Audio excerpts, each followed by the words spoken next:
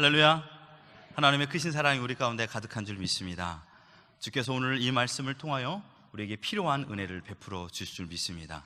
담임 목사님께서는 오늘 미얀마 현지에서 귀한 말씀을 나누고 계십니다. 하나님의 은혜와 사랑이 가득하기를, 모든 일정 가운데 은혜가 있도록 여러분 기도해 주시기를 소망합니다. 새해 두 번째 주일입니다. 벌써 시간이 2주가 흘렀습니다. 아이들은 방학을 맞이해서 집에 있죠. 그래서 아이들은 방학을 맞이해서 부모님들에게 행복을 만들어 달라고 외칩니다. 엄마, 오늘 나에게 행복을 줘 라고 외칩니다. 그래서 우리 부모님들에게 아이들이 제일 많이 하는 얘기가 뭐죠? 엄마 오늘 뭐 해? 또 한 가지는 엄마 오늘 어디 가? 이야기를 합니다. 애들은 방학이 천국을 만들지만 부모님들은 방학이 의학을 만듭니다. 얼마나 힘든지. 그래서 피곤하고 지친 인생을 살아갑니다. 하지만 실상은 애들 때문에 힘든 것이 아니라 이 모양 저 모양의 슬픈 모습으로 밤잠을 이루지 못하는 여러 가지 근심된 일이 우리 앞에 있습니다. 바라옵기는 이 근심된 일이 바뀌어 찬양이 되기를 예수 그리스도 이름으로 축원합니다. 그래서 누가 이 문제 좀 해결해 주었으면 하는 바람을 가지고 있습니다. 엊그제 70밀리언 로또가 있었지 않습니까? 그것이 내게 되면 문제가 해결될 텐데 라는 생각을 가지신 분들도 한 두 분 계시네요, 여기에요. 그러나 그런 일은 없습니다. 오늘 본문에 보면 우리와 똑같은 근심과 염려를 가지고 있는 한 부류를 만나게 됩니다. 예루살렘 주변에 모여 있는 사람들입니다. 이곳은 지금 6월절을 맞이해서 원근 각처에서 수많은 사람들이 모여 북새통을 이루는 현장입니다. 방문객을 상대로 장사를 하는 사람도 있고, 또한 자신의 목적을 가지고 이곳에 방문한 사람들이 있었습니다. 그래서 돈을 쓰는 사람, 돈을 벌기 위하여 장사하는 사람, 제각각의 목적으로 모여든 사람들이었습니다. 하지만 목적은 달랐지만 그들의 마음속에 가지고 있는 삶의 애한과 또한 근심은 동일했습니다. 다른 게 아니라 울분이었습니다. 울분. 그것은 억압에 대한 징후였습니다. 이들은 로마의 철권 정치 아래에 있었던 사람들이었습니다. 로마의 압제 속에 전전긍긍하며 삶을 살았던 사람들이었습니다. 또한 종교 지도자들, 자기들과 함께 피를 나누었던 같은 유대인들의 종교 지도자들의 강한 억압을 받고 살았습니다. 종교적인 폭력을 당했습니다. 지도자들도 감당하지 못했던 엄청난 율법들을 그들의 어깨에 멍에 메었습니다. 그리고 너희들이 지켜 행하라 라고 말하고 있었습니다. 그러니 자연스럽게 그들은 억압과 압제 속에서 삶을 살았던 자들이었습니다. 정치적으로, 경제적으로, 종교적으로 심한 착취를 당하고 있었습니다. 그렇게 그들은 미래에 대한 희망이 사라진 채 하루하루를 살고 있었던 것입니다. 이런 애타는 마음을 가지고 소망도 없이 그렇게 삶을 살다가 하나님께서 정해놓은 6월절을 지키기 위하여 맹목적인 마음을 가지고 그 예루살렘 현장에 오게 된 것입니다. 그때 한 모퉁이에서 나귀 새끼를 타고 등장하시는 예수님의 행렬을 보았던 것입니다. 그는 누구죠? 태어날 때부터 왕이라고 일컬음을 받은 사람이었습니다. 모세보다 엘리야보다 크다라고 일컬음을 받았던 사람이었습니다. 하늘의 큰 능력과 이적을 행하여서 자신들의 눈앞에서 진짜 이 사람이 우리의 왕이 되었으면 이라고 생각했던 사람이 지금 그 앞에 서 있는 것입니다. 그 사실을 먼저 알았던, 예수를 먼저 알았던 열심히 있는 사람은 어떻게 했죠? 옷을 벗었습니다. 그리고 그 예수의 행렬 앞에 길가에 던주었습니다. 또 다른 무리는 어떻게 했죠? 나무 그늘에 앉아 있었던 사람들은 들에 있는 나뭇가지를 베어 예수님 앞에 펼쳤습니다. 그리고 소리를 쳤습니다. 본문 9절이죠. 호산나 호산나 찬송하리로다. 오는 우리 조상 다윗 나라여 가장 높은 곳에서 호산나 하더라 라고 외치기 시작했습니다. 반대로 주님의 시작은 어떠했습니까? 주님은 베다니 시몬의 집에서 주무시고 다음날 예루살렘을 향하여 여행을 떠나셨습니다. 지금 군중들의 호산나 외침에 환영을 받으며 예루살렘 문턱에 서 있습니다. 사실 이때가 주님의 마지막 생애입니다. 내 생애의 마지막 일주일. 이 예루살렘 입성 다시 바로 예수님 생애의 마지막 일주일입니다. 그 일주일의 첫날, 즉 지금의 일요일을 맞이했던 것입니다. 주님은 자신의 생애가 어떻게 끝날 것을 알고 계셨습니다. 인생 여정의 목적이 속죄를 위하여서 죽어야 되는 대속의 어린 양의 삶의 마지막인 것을 알고 있었습니다. 여러분, 여행이 즐거운 것은 돌아올 곳이 있기 때문이 아니겠습니까? 예수님은 지금 돌아올 수 없는 마지막 예루살렘의 여행을 떠났고, 또한 그 결과로 하나님 나라에 다시 돌아갈 것을 생각하며 그 여행의 첫 발을 내딛고 있는 것입니다. 하나님께서 만드신 계획이기 때문에 가장 올바른 일입니다.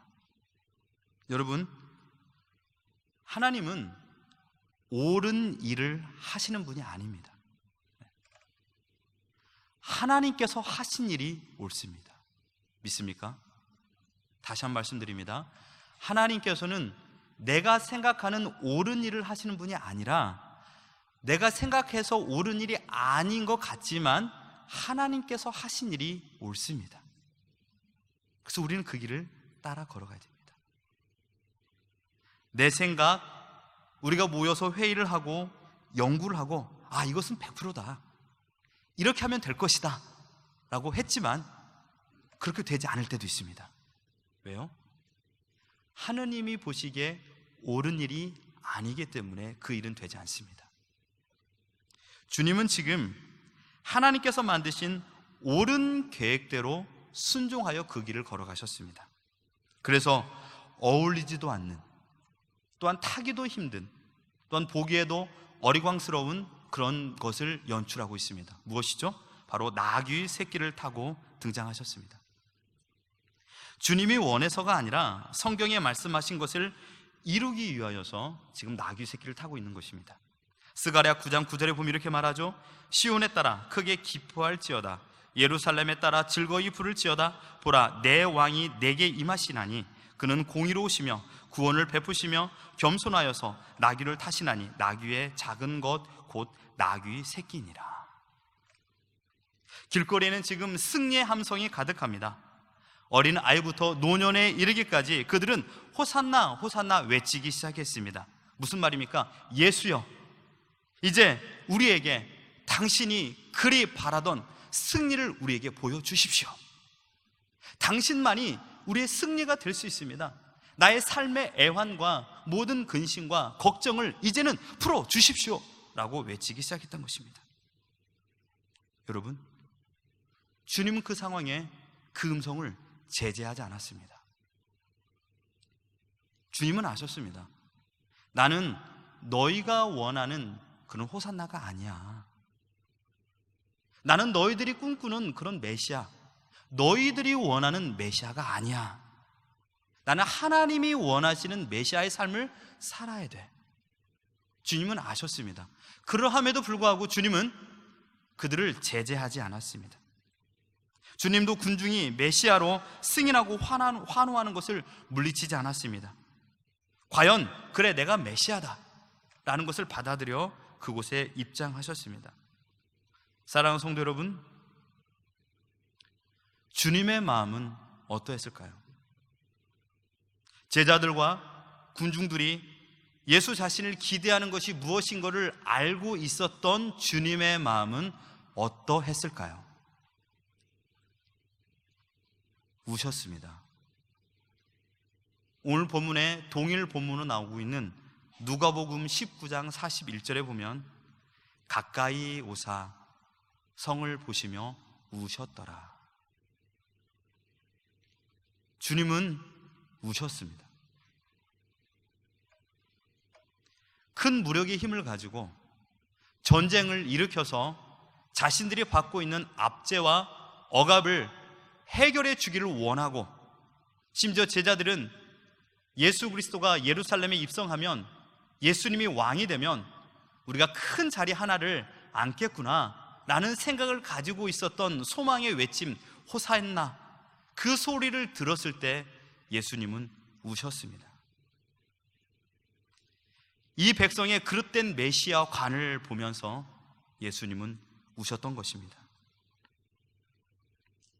하나님의 바른 뜻을 깨닫지 못한 채 인간의 뜻만을 가지고 있던 예루살렘의 모든 환호하는 백성들을 보며 우셨습니다. 여러분, 이 눈물은 사랑의 눈물입니다. 이 눈물은 하나님의 눈물입니다.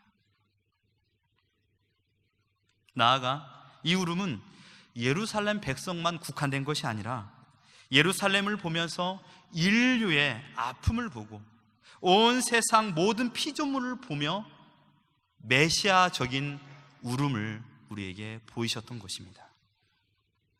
사랑하는 성도 여러분, 지금 주님이 우리 예배를 보며 곁에 있다라면 주님께서 우시진 않으실까요? 주님 앞에 나와 예배를 드리지만 바른 예배를 드리지 못한 채 각자의 목적을 위하여서, 아니면 아무런 목적도 없이 바른 예배의 의미를 모른 채 이 자리에 앉아 있는 우리를 보시며 주님은 우시지 않으실까요? 하나님께서 야, 그래도 이 예배 자리에 와줘서 고마워 라고 그러실까요?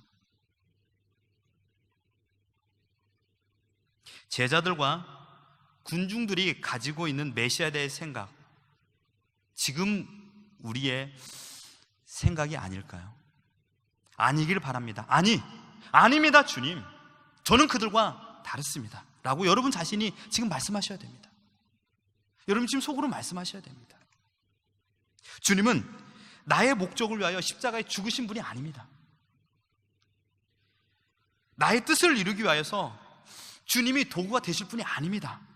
주님은 믿어도 되고 안 믿어도 되고 하는 선택형 구원자가 아닙니다라고 여러분들이 말씀하셔야 됩니다. 주님은 천하의 주인이신 하나님의 뜻을 이루기 위하여서 십자가에 죽으신 분이라고 여러분께서 말씀하셔야 됩니다. 하나님께서 옳다고 하신 그 길을 걸으신 분이기 때문입니다.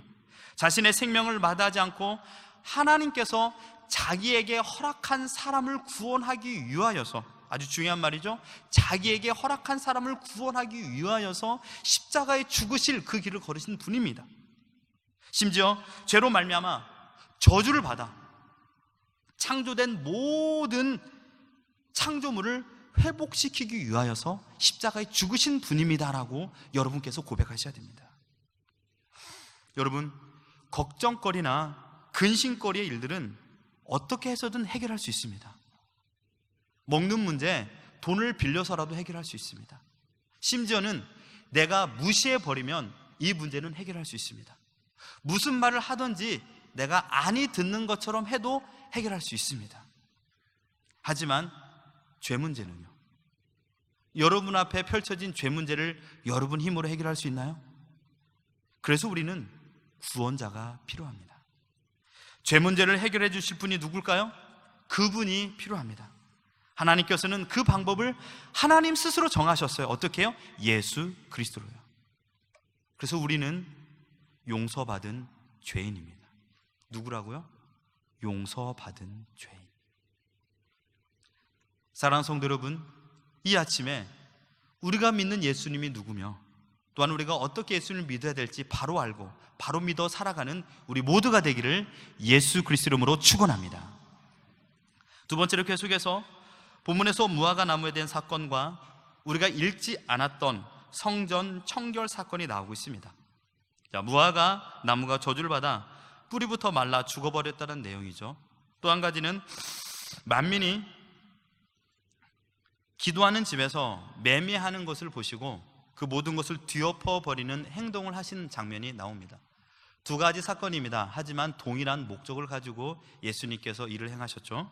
무엇이었습니까? 이스라엘 백성들의 외형적인 신앙생활에 대한 강한 주님의 책망이었습니다. 잎만 무성한 무화과 나무,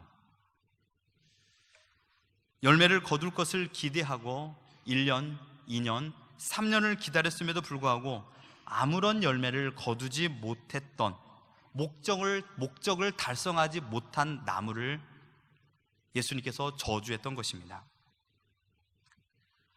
주님은 겉모양만 훌륭한 교회의 종말을 말씀하셨습니다. 열매를 맺는 것은 나무가 존재하는 목적이죠. 그러므로 열매가 없는 나무가 많은 열매를 맺고 있는 곁에 서서 함께 있다라면 아름다운 모습이 아닙니다. 그것은 찍어서 불에 들어갈 수밖에 없습니다. 심지어 예수님께서는 예수님의 공생애가 시작하는 그 1년 때부터 산상수훈의 시작부터 열매를 거두는 나무에 대하여 말씀하고 있었습니다. 그리고 2년 끝내 3년 차 되는 모든 사역의 기간에 항상 열매를 강조하셨습니다. 아름다운 열매를 맺지 아니하는 나무마다 찍혀 불에 던지우니라. 이러므로 그 열매로 그들을 알리라라고 마태복음 7장 19절 20절에 말씀하고 있습니다.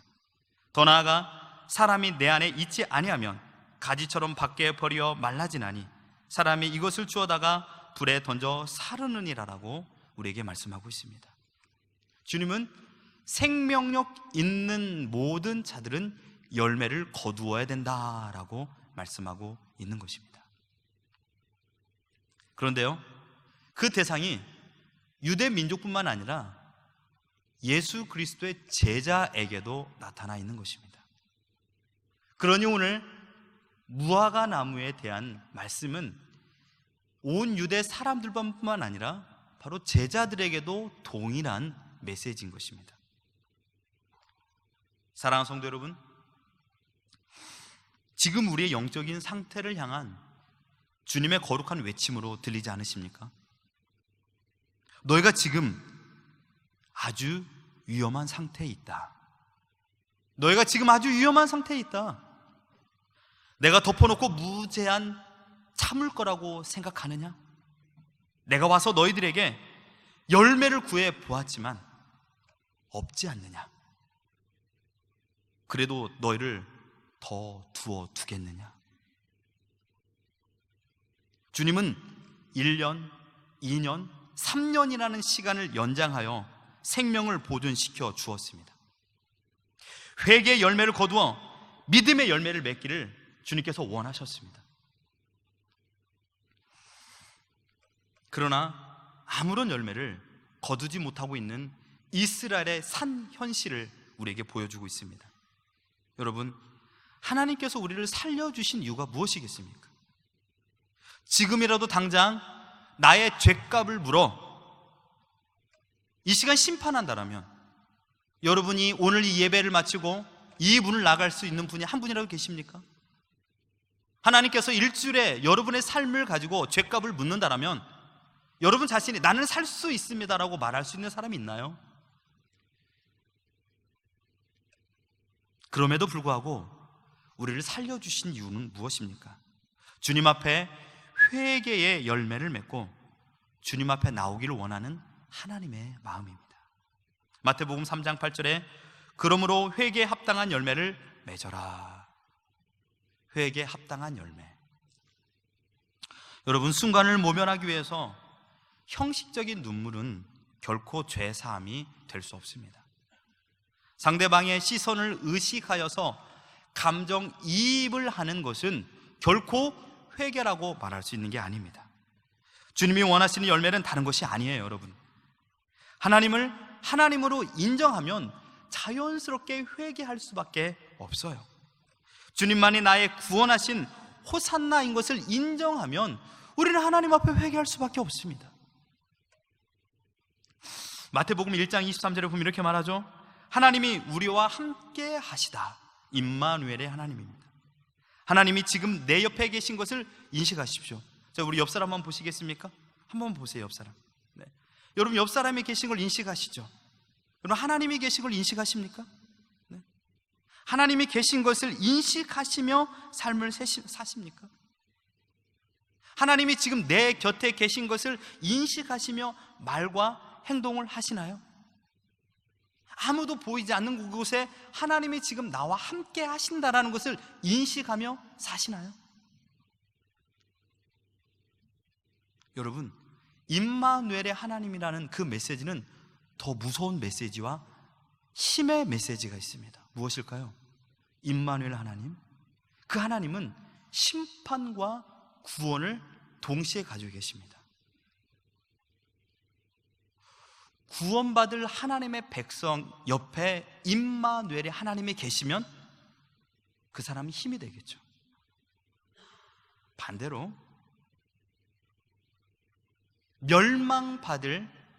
하나님의 멸망받을 백성이라면, 하나님이 곁에 계신다라면 그 사람은 가장 무서운 하나님과 함께 있는 것입니다.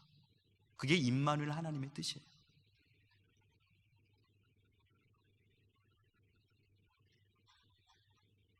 구원의 하나님과 함께 동행하십니까? 심판에서 멸망에 처하게 하시려고 하시는 하나님과 함께 하십니까?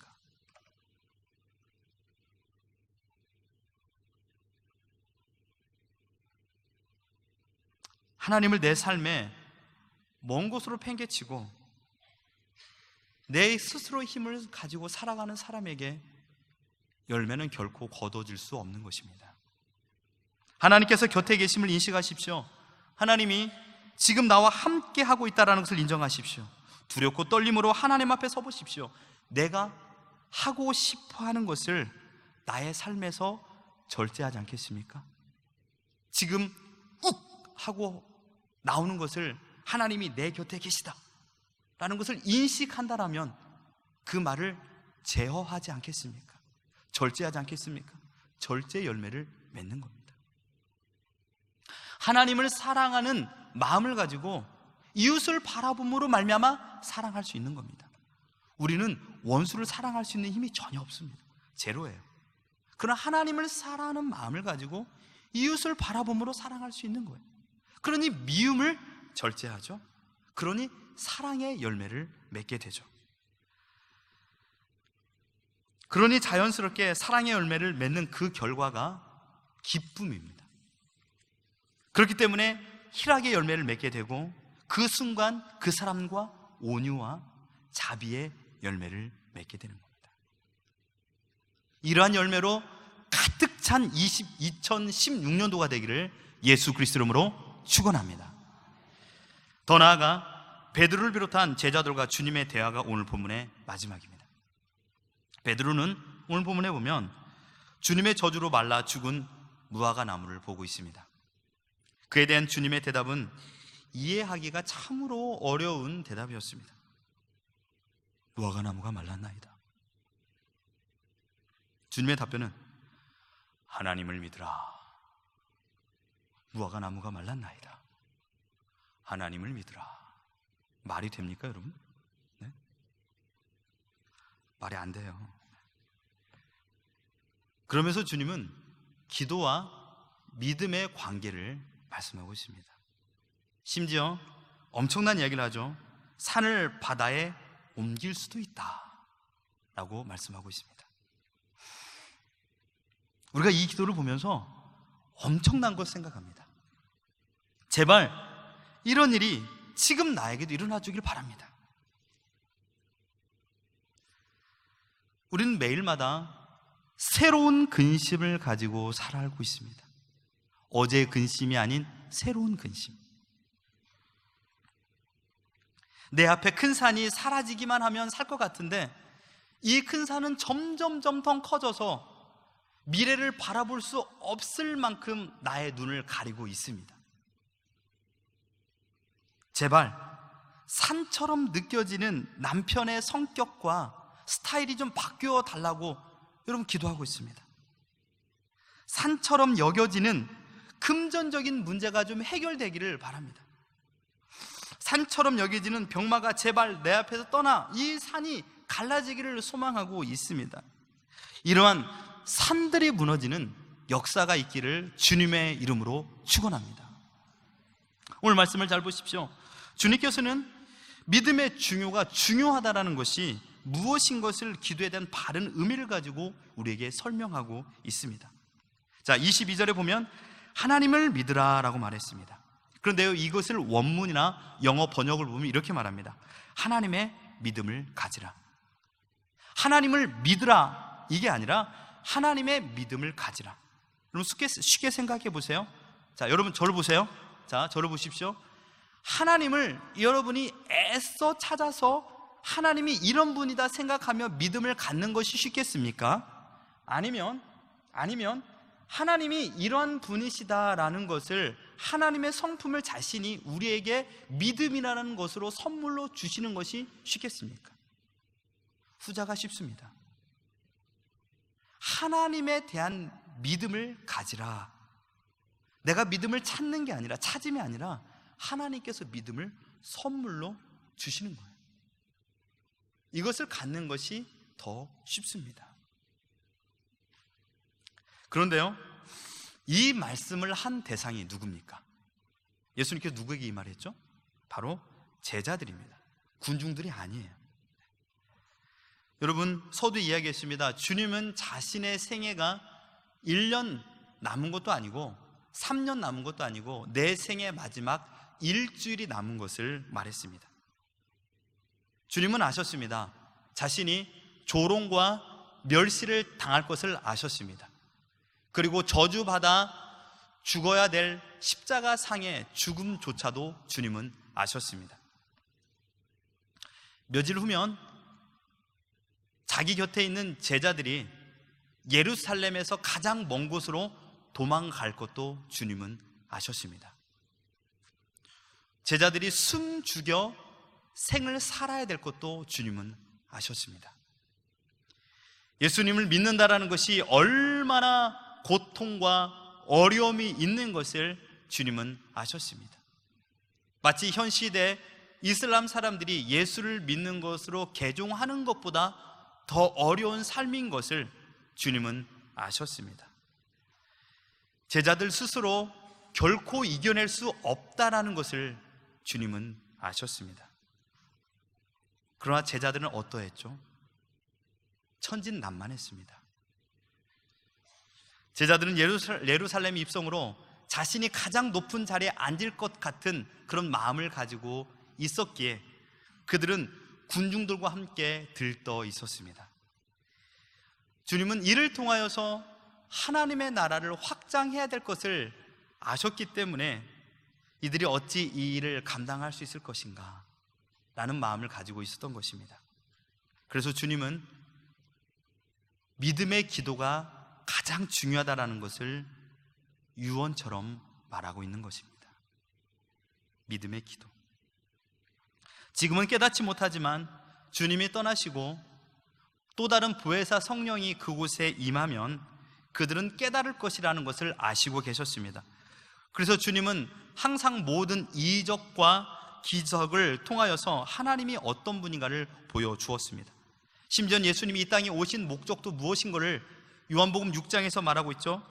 내가 하늘에서 내려온 것은 내 뜻을 행하려 함이 아니요 나를 보내신 이의 뜻을 행하려 함이라고 가르쳐 주었습니다.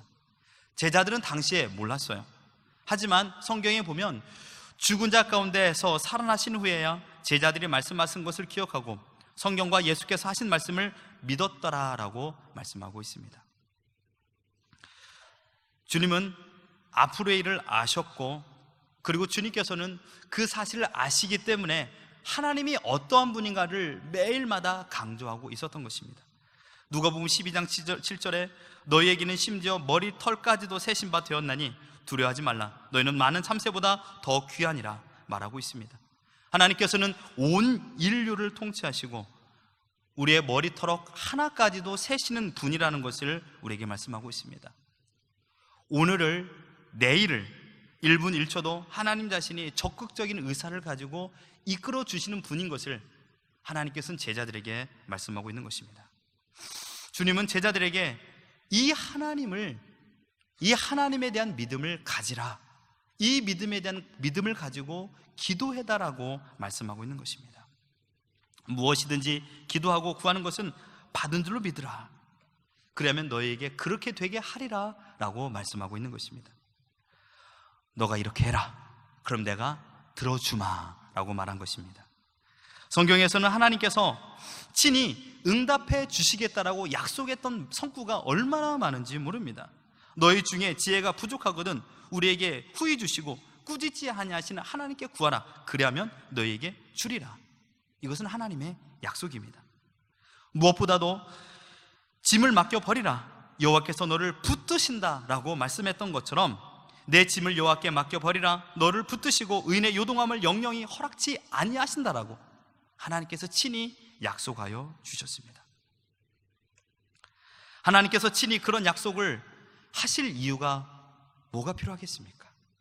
그러나 하나님은 사람을 불쌍히 여기시고 그 자녀들이 믿음을 따라 살아갈 수 있는 확신을 주기 위하여서 하나님께서 친히 약속을 허락하였습니다. 그래서 하나님께서는 응답이라는 임마누엘의 하나님으로 네 곁에 계실 거라는 것을 스스로 제어하셨습니다. 그리고 하나님께서 친히 응답하시는 분으로 우리 곁에 계시고 있는 것입니다. 여러분, 하나님은 나에게 응답하시는 분입니다. 그리고 우리는 하나님께 기도하는 사람입니다. 하나님과 나와의 관계는 이처럼 기도하고 응답해 주시는 사람 관계뿐만 아니라 나와 아버지와 아들과의 관계, 그것도 가지고 계십니다. 더 나아가 창조주와 피조물의 관계를 가지고 있죠. 구주와 구속주의 관계도 가지고 있습니다. 통치자와 통치를 받는 관계도 가지고 있고 심판자와 심판의 권세를 가지신 분으로 우리를 관계를 가지고 있습니다. 또한 인도하는 자와 인도함을 받는 자 관계도 가지고 있습니다. 이 사실을 주님께서 친히 제자들에게 가르쳐 주기 위하여서 주님께서 주기도문을 통하여서 우리에게 말씀하고 있습니다. 자, 보십시오. 하늘에 계신 우리 아버지와 아들의 관계를 말하고 있죠. 여러분, 주기도문이 얼마나 큰 의미가 있는지 간단히 말씀을 보면 그렇습니다. 이름이 거룩히 여김을 받으시오며, 하나님은 나와 구별된 위치를 가지고 말하고 있죠. 하나님은 거룩한 위치, 나는 땅에 있는 위치. 그 다음에 나라에 임하시오며, 하나님은 나라의 통치자의 위치, 나는 그 나라의 국민의 위치. 뜻이 하늘에서 이루어진 것 같이 땅에서도 이루어 주옵소서. 하나님은 나를 하나님의 뜻대로 이끌어 주시는 하나님은 사령관, 나는 하나님의 사령관의 다스림을 받는 징병을 받은 사람. 그분은 절대 명령자, 나는 그 뜻에 순종하는 사람. 일용할 양식을 주옵시고 라는 것은 무엇입니까? 나는 하나님의 도움 없이는 한시도 살아갈 수 없는 사람이기 때문에 하나님의 베품을 구하는 자, 즉 하나님은 베푸시는 분, 나는 구걸하는 위치. 그 다음 더 나아가 죄를 사하여 주시는 분, 하나님은 속죄하시는 주시고 나는 속죄함을 받아야만이 살아갈 수 있는 관계를 말하고 있습니다. 그리고 마지막으로 하나님은 지극히 높으신 분이기 때문에 나라와 권세와 영광이 하나님께 있다라고 주님은 가르쳐 주었습니다. 제자들에게 기도를 가르치면서 기도를 들으시는 하나님이 얼마나 위대한 분인가를 우리에게 설명해 주었습니다. 여러분이 기도하시는 그 하나님이 얼마나 위대하신 분인지 이제 아셨습니까? 사랑하는 성도 여러분, 이제 말씀을 다 드렸습니다. 주님 우리에게 말씀하셨습니다. 기도하고 구하는 것은 받은 것으로 믿으라.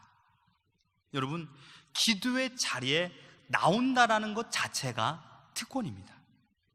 하나님을 아버지로 고백하고 예수 그리스도를 구주로 믿는다라는 것, 이것은 특권이요, 그 특권을 아는 사람만이 기도하는 자리에 나오는 것입니다.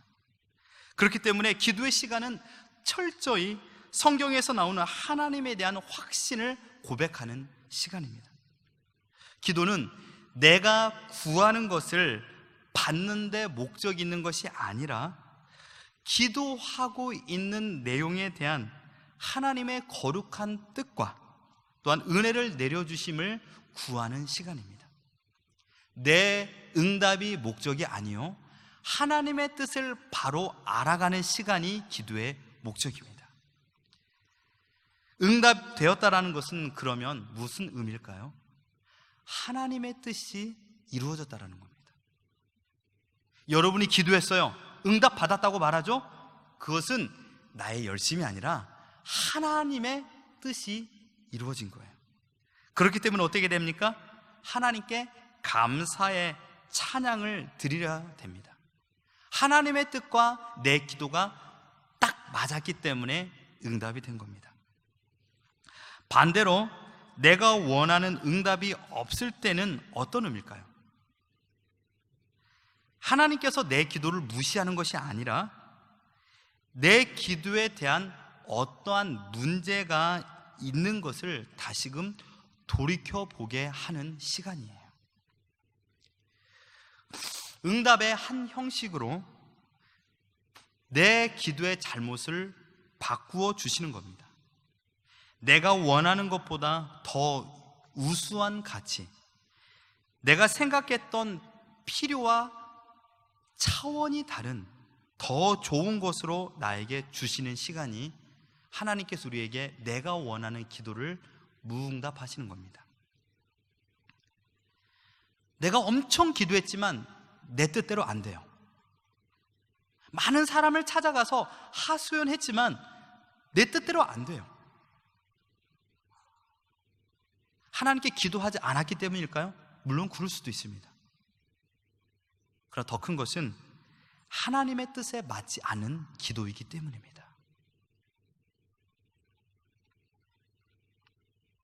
그러므로 기도의 가장 강한 성격은 하나님께 물건을 구하고 구한 물건을 내가 받는 그런 관계가 아니라 하나님께서 나의 기도를 바꾸어 주는 그런 시간입니다.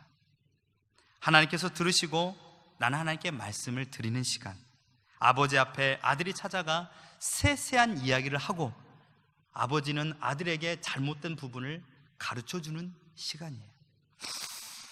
그래서 기도는 자신을 포기하는 시간입니다.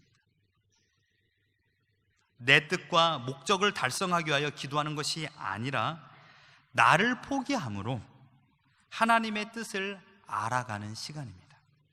기도는 그렇기 때문에 순종의 훈련입니다. 그래서 힘든 거예요. 여러분 지금 이 자리에 앉아 계시죠? 이게 하나님의 뜻입니다. 어떤 이유든 어떤 목적이든 어떤 가슴앓이가 있든 이 자리에 앉아 있잖아요. 하나님의 뜻이에요. 어떤 상황이든지 여러분 계획하지 않았음에도 불구하고 일이 진행되잖아요. 바람에 밀려 떠다니는 배처럼 내가 요구하지 않은 방향으로 가잖아요. 그 현실이 하나님의 뜻이에요. 하나님의 믿음을 가지고 있는 자는 기도하는 자입니다. 여러분, 우리 앞에 있는 큰 산과 같은 문제들이 얼마나 많이 있습니까? 주님께서 그것을 단번에 치우실 능력이 없을까요? 여러분이 생각하고 있는 많은 문제들, 큰 산처럼 여기는 문제를 하나님께서는 단번에 치우실 능력이 없을까요? 그럼에도 불구하고 왜 그 문제를 우리 앞에 놓았을까요? 문제 해결보다 하나님에 대한 바른 신앙이 우선이 되기 때문입니다. 2016년도 우리가 살아가야 될 시간입니다. 우리에게 주어진 시간입니다. 하지만 우리는 내일에 대한 문제를 대처할 능력이 없는 존재들입니다. 지혜가 부족합니다. 행할 능력이 없습니다. 이 시대 하나님의 사람으로 믿음을 가지고서 대처할 능력을 우리에게 주었습니다. 그것은 무엇이죠? 하나님에 대한 믿음을 가지고 기도하라, 이겁니다. 예수님을 따르는 제자들과 지금 우리들에게 하나님께서 해결의 방법을 주었습니다. 그것은 무엇입니까? 기도하라, 이겁니다. 하나님에 대한 믿음을 가지고 기도하라, 이겁니다. 하나님이 어떠한 분인가를 바로 알고 기도하라, 우리에게 제시하여 주었습니다. 사람을 찾아가지 마십시오. 또 다른 사람을 의지하지 마십시오. 그들도 사람입니다. 오늘 말을 들어주지만 그 다음날 말이 바뀔 수도 있습니다. 여러분 찾아가 반들 해결되던가요? 안 됩니다. 하나님께 찾아가십시오. 하나님 앞에 나오십시오. 그리고 무엇이 잘못되었는지 하나님께 하소연하십시오. 누가 보면 말하는 것처럼 계속적으로 한 아낙네가 심판주 사람에게, 왕에게 찾아가서 하소연했던 것처럼 하소연하십시오. 사람을 찾아가지 마십시오. 하나님, 사람을 의지하지 마십시오. 하나님을 찾아가서 하나님께 하소연하십시오. 그때 하나님께서는 가르쳐 주십니다. 그래, 네가 구하는 그 기도가 내 뜻과 맞으면 여러분 그 뜻대로 됩니다. 하나 그렇게 안 되면 여러분 마음을 바꾸셔야 됩니다. 그때 하나님께서는 나에게 더 큰 은혜를 부어주십니다. 사랑하는 성도 여러분, 우리에게 주신 문제 해결의 유일한 방식 무엇이죠? 기도의 자리로 나오십시오. 기도하십시오. 주님께 기도하십시오. 주님은 나의 아버지이십니다. 나의 기도에 유일하게 응답하시는 분이십니다. 여러분, 올해 2월 달에 특세가 시작됩니다. 지금부터 기도로 준비하시고 동참하십시오. 풀은 마르고 꽃은 시드나 하나님의 말씀은 영영이 서리라 말씀하신 말씀을 한 손에 붙잡으시고, 구하는 것을 받은 걸로 알라 말씀하신 예수 그리스도의 그 믿음의 기도의 능력을 붙잡고, 말씀을 붙잡고 기도를 붙잡고, 이 두 가지의 동력을 가지고 하나님께서 원하시는 믿음의 삶의 귀한 열매를 맺어 하나님께서 원하시는 기쁨의 삶을 살아가는 우리 모두가 되기를 예수 그리스도 이름으로 축원합니다. 아멘. 기도하겠습니다. 사랑의 아버지 하나님, 오늘 이 시간 우리에게 우리 자신이 얼마나 죄인인 것이고 내 생각과 내 마음과 내 뜻대로 살려고 몸부림치는 존재인 것을 생각해 보았나이다. 우리에게는 한시도 살아갈 수 없는 연약한 존재이지만 그러함에도 불구하고 내 생각과 내 뜻에 앞서 하나님을 바라보지 못하는 그런 근시안적인 삶을 살아가는 우리인 것을 고백합니다. 내 목적을 달성해서 그 순간 기뻐한들 하나님께서 원하시는 기쁨이 아닌 그런 것으로 말미암아 나는 눈이 어두워진 존재인 것을 고백하오니 우리에게 다시금 하늘의 눈을 허락하여 주시옵소서. 하나님, 우리가 하나님에 대한 믿음 없음을 불쌍히 여겨 주옵소서.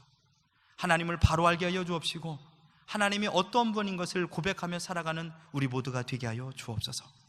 하나님, 그 사실을 알면 우리는 천사보다 더 큰 찬양을 부를 수 있습니다. 그것은 바로 우리가 어떠한 자리에서 구원을 받았는가를 알기 때문입니다. 죄인 중에 괴수가 더 큰 찬양을 부르지 않겠습니까? 왜 그렇습니까? 바로 우리가 그러한 곳에서 구원을 받았기 때문입니다. 하나님, 우리는 이 놀라운 사실을 성령 하나님을 통하여 깨달아 알게 되었습니다. 이 놀라운 사실, 임마누엘의 하나님이 내 곁에 계신다라는, 구원의 하나님이 내 곁에 계신다라는 것을 매일마다 묵상하며 기도의 자리에 나와 하나님을 찬양하는 우리의 모든 삶이 되게 하여 주시옵소서. 결단하며 하나님을 바라보는 모든 자들에게 성령님 함께하여 주옵시고 믿음을 더하여 주셔서 하나님 기도의 자리를 사수하며 기도하며 나아가는 우리 모두가 되게 하여 주옵소서. 거룩하신 우리 구주 예수 그리스도 이름으로 기도 올리옵나이다. 아멘.